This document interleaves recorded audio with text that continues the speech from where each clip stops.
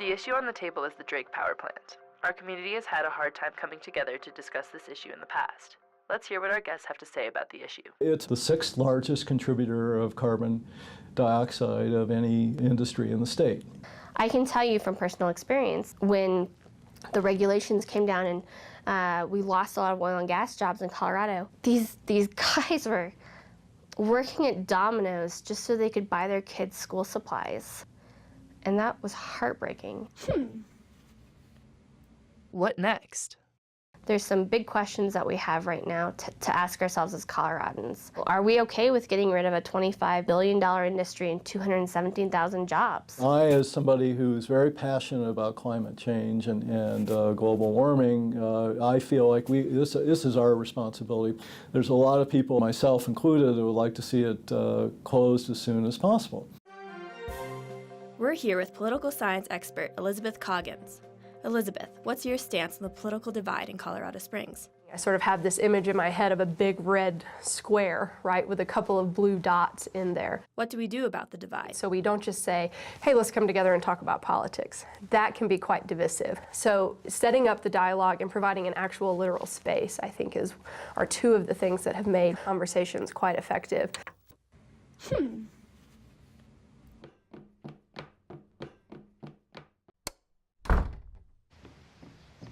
Hey guys, what do you think about the political makeup of the Springs? Actually, geographically, the city is quite divided. The further west you go, like downtown and Manitou Springs, it's a lot more liberal. And then, you know, you've got the southeast area out there by like Hancock Expressway and that whole area, and that's fairly liberal. The further east you go, it's more conservative. How interesting.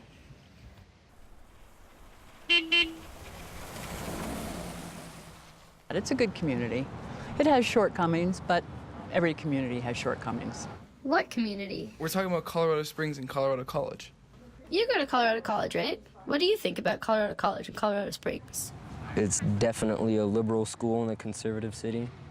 The difference isn't too great, but there is kind of a perceived difference of Colorado College being really liberal, the people in the Springs being more conservative. I'm not sure if that's the reality, but that's kind of the perception. Why do you think that is? What I've noticed is that a lot of people here don't necessarily want to talk about politics anymore because of everything that's going on, and instead of wanting to actually engage and talk about it, they just shut it out.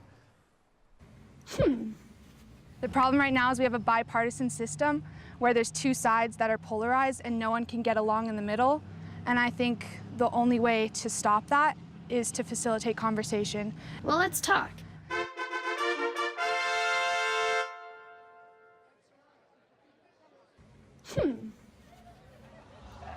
There's no incentive to engage in a political dialogue.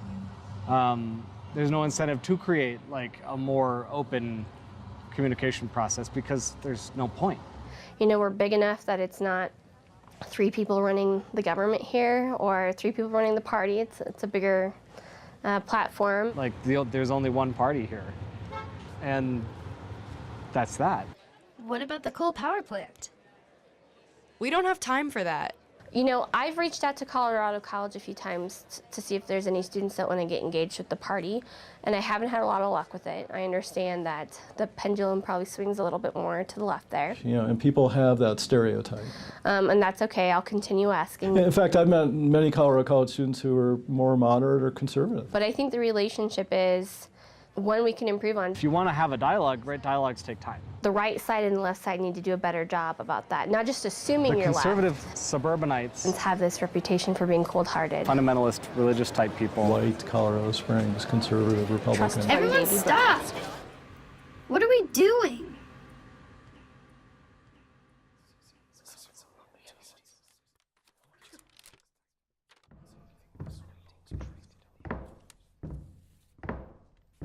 I know so many people that are people that don't make a lot of money, so that they don't have a lot of philosophical playtime to do these things. And I wish more people had more of an opportunity to be involved. If you really want to make change and really want to make something happen, there's no better place to live than a place like Colorado Springs. There's all these black and white issues, but there's shades of gray. So, what should we do? It doesn't do us justice as a community to label with a broad brush. The difficult conversations, you really need to come to some common ground. College students especially, they want a better world. And so finding common ground and what that better world looks like is something I think we could do better, all of us. I want human beings to grow in freedom and liberty and to do what they want and to be who they want to be and to become the best version of themselves. I do feel a real sense of community.